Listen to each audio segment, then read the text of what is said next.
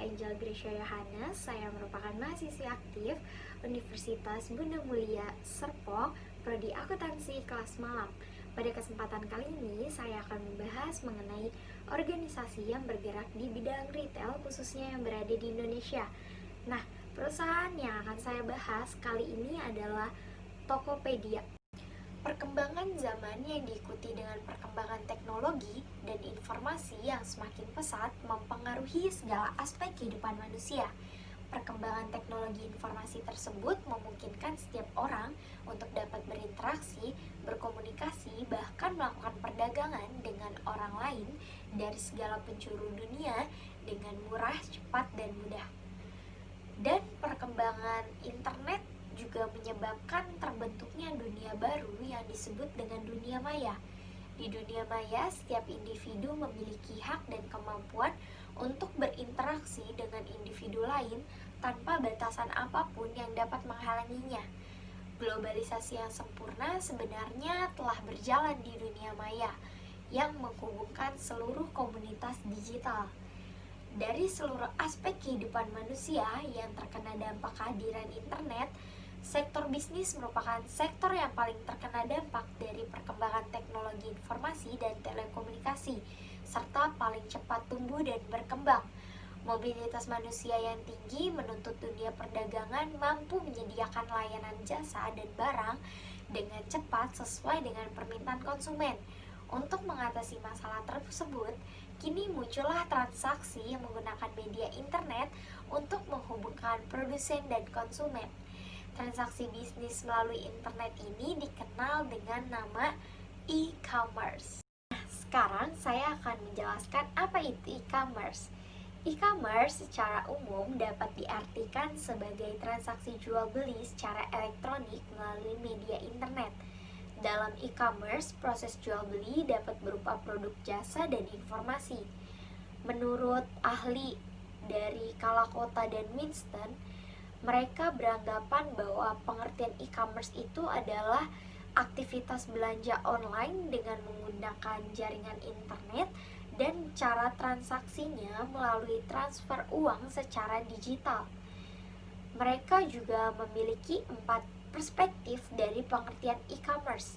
Yang pertama ada perspektif komunikasi, yaitu e-commerce ialah sebuah proses pengiriman barang, layanan, dan informasi ataupun pembayaran melalui komputer ataupun peralatan elektronik lainnya.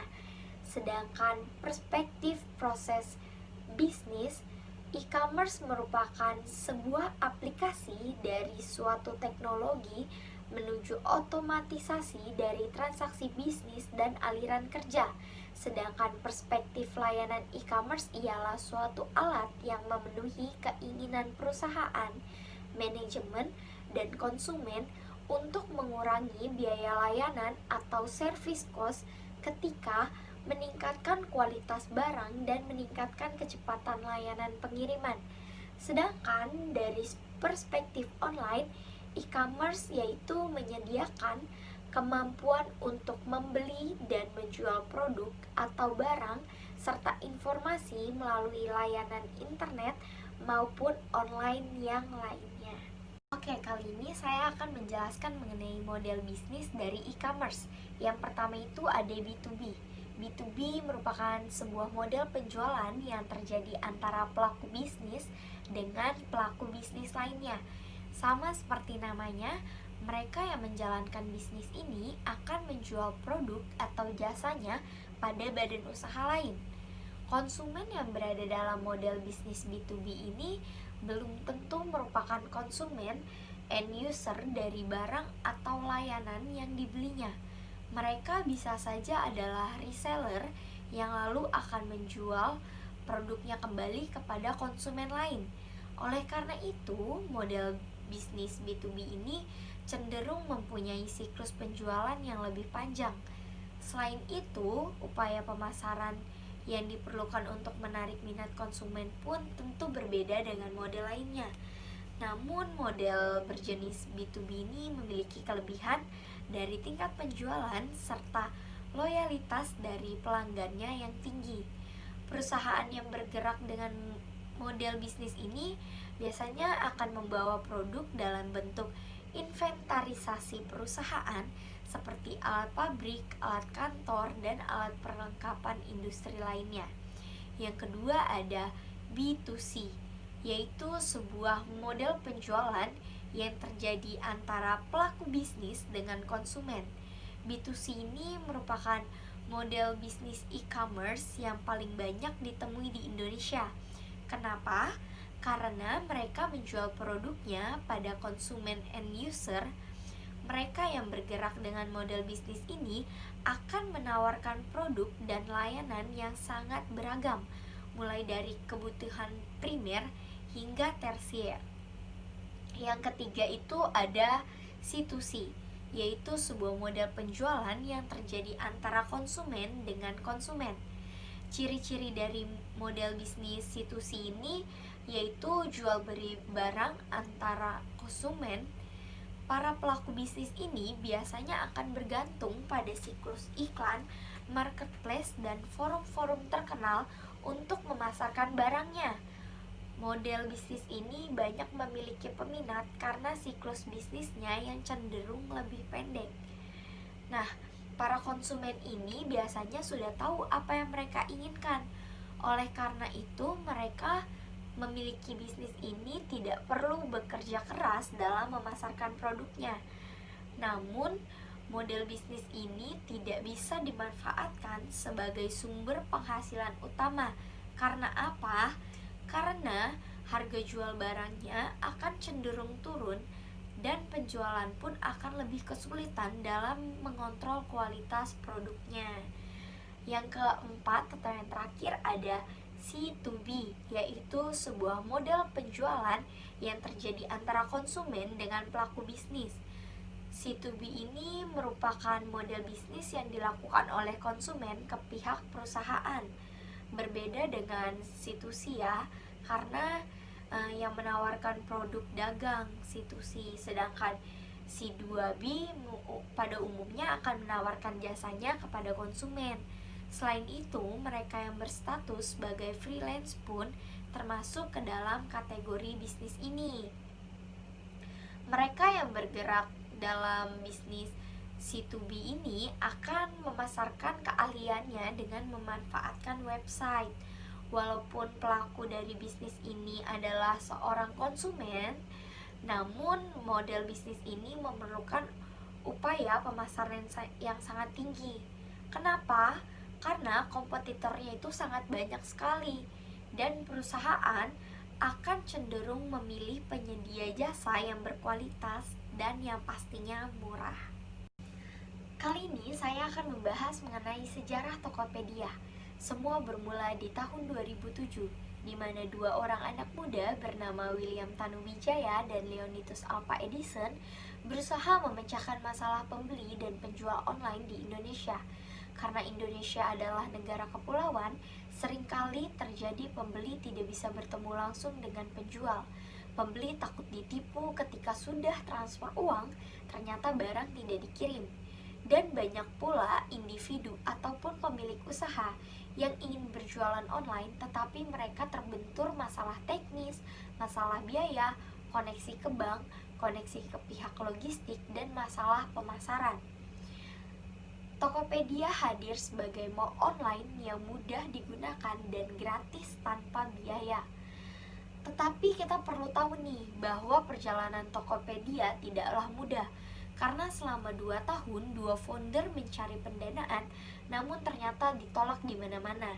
Minimnya kisah sukses perusahaan di internet juga menjadi penyebabnya.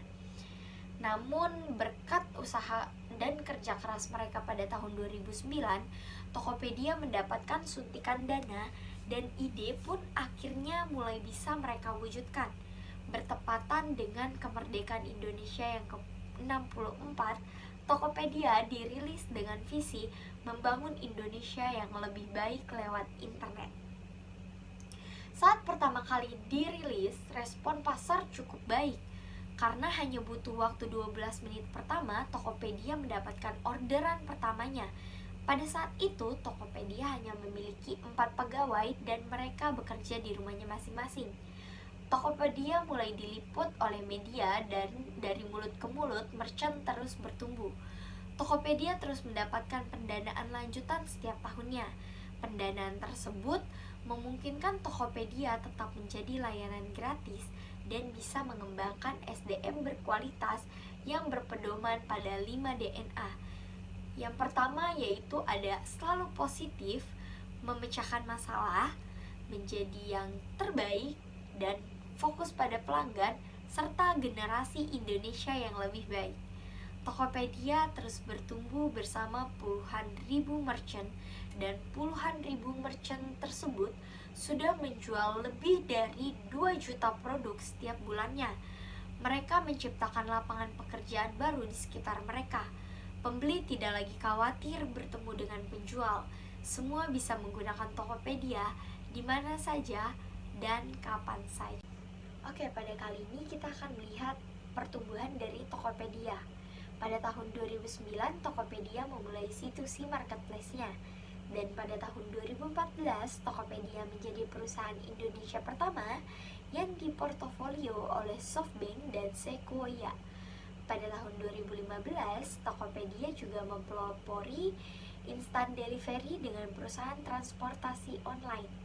Pada tahun 2016, Tokopedia mulai memasuki produk digital dan vintage. Pada tahun 2017, Tokopedia mendapatkan pendanaan sebesar 1,1 miliar dolar dari Alibaba Group. Pada tahun 2018, perputaran pendanaan baru sebesar 1,1 dolar miliar dari SoftBank Vision Fund dan Alibaba Group. Pada tahun 2019, Tokopedia mengakui sisi dari Bright Story dan Parent Story. Penerapan model bisnis yang digunakan Tokopedia yaitu Tokopedia menggunakan penerapan model bisnis C2C atau customer to customer, di mana jenis e-commerce C2C ini dilakukan antara konsumen dengan konsumen. Misalnya, konsumen dari suatu produsen akan menjual kembali produk ke konsumen lainnya. Kali ini kita akan melihat analisis SWOT dari Tokopedia. Ada strength. Yang pertama, Tokopedia ini sangat mudah diakses dalam hal mendaftar, menjual, ataupun membeli. Yang kedua, bagian daftar produk sangat jelas. Kategorinya bervariasi serta adanya fitur harga grosir. Selanjutnya ini ada weakness. Yang pertama, terlalu sering maintenance sehingga kerap kali membuat pengunjungnya merasa kesal. Yang kedua, barang yang sampai tidak sesuai dengan gambar. Ini kerap kali terjadi ya, bukan hanya di Tokopedia, melainkan di e-commerce lainnya. Selanjutnya ada opportunity. Biasanya jual beli online itu memakai bahasa Inggris, sedangkan masyarakat Indonesia sendiri tidak semua bisa berbahasa Inggris. Kesempatan itu yang akhirnya diambil oleh Tokopedia karena hanya Tokopedia yang memakai bahasa Indonesia, yang artinya memudahkan masyarakat Indonesia sendiri untuk proses jual beli secara online. Yang terakhir ada threat, yaitu yang pertama ancaman dari situs web penyedia iklan gratis yang lain, serta ancaman dari hacker. Karena dapat kita ketahui bahwa beberapa bulan kebelakangan ini Tokopedia telah disadap akunnya oleh hacker. Kali ini kita akan membahas mengenai kelebihan dan kekurangan dari Tokopedia. Yang pertama itu, Tokopedia memiliki penampilan yang ringan dan segar. Yang kedua, banyak tersedia promo gratis ongkir maupun diskon barang. Yang ketiga, Tokopedia memiliki fitur gratis untuk meretur barang jika tidak sesuai dengan pesanan. Dan yang keempat, proses pencairan saldo yang sangat cepat sehingga sangat memudahkan penjual maupun pembelinya. Nah, adapun kekurangan dari Tokopedia, yang pertama itu Tokopedia belum menyediakan fitur diskon dengan batas kadaluarsanya. Yang kedua, pengelolaan bagian stok belum dioptimalkan sehingga stok produk belum secara otomatis diperbarui setelah terjadi pembelian. Yang ketiga, terdapat banyaknya spam. Dan yang keempat, aplikasinya yang sering error. Berikut adalah visi misi dari Tokopedia. Visi Tokopedia adalah super ekosistem, di mana siapapun dapat memulai dan menentukan segala sesuatunya. Sedangkan misi dari Tokopedia yang pertama adalah menggunakan teknologi dari web dan internet secara tepat.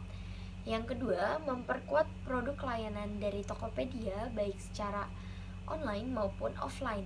Dan yang ketiga, mencapai pemerataan ekonomi secara digital. Berikut kita akan melihat sedikit profil dari Tokopedia. Branding itu identitas. Cara supaya orang jatuh cinta sama brand kita. Saya membangun identitas Tokopedia bagi para seller. Jadi, menceritakan gimana Tokopedia ini adalah platform paling tepat untuk memulai dan mengembangkan bisnis kita. Nggak cuma perusahaan besar yang perlu branding, UKM juga perlu branding supaya dia bisa dikenal di antara perusahaan-perusahaan lain atau brand-brand lain yang serupa di industri yang sama. Pengen kan? Pertama, coba bayangin kalau brand kita itu adalah manusia. Dia tuh orang yang kayak apa sih? Apakah dia orang yang casual dan fun? Apakah dia orang yang santun? Cara dia interaksi sama orang-orang di sekitarnya tuh gimana sih? Cara dia berpakaian gimana? Cara dia berbicara gimana? Nah, ini yang akan jadi pembeda antara brand kita dengan brand-brand tetangga yang punya produk yang mirip dengan kita.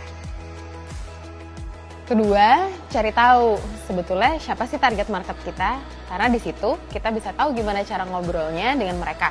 Misalnya, kita mau jualan produk untuk anak muda. Kita bisa pakai packaging yang simple, logo yang minimalis, produk yang lebih sederhana. Tapi ketika kita mau jualan produk-produk yang berhubungan dengan oleh-oleh khas daerah, mungkin kita bisa pakai lambang dari daerah tersebut, sehingga memudahkan konsumen untuk mengidentifikasi produk apa sih sebenarnya yang kita jual. Terakhir, branding itu bukan cuma nentuin nama, milih warna, atau bikin logo. Tapi gimana caranya kita menyampaikan visi atau Kesimpulan yang saya dapatkan adalah Tokopedia merupakan perusahaan retail yang menggunakan model bisnis C2C e-commerce, dan dalam aplikasinya Tokopedia juga memiliki kelebihan dan kekurangannya masing-masing. Kemudian Tokopedia juga sangat jelas memiliki tujuan, yaitu untuk mempermudah proses jual beli secara online yang ada di Indonesia.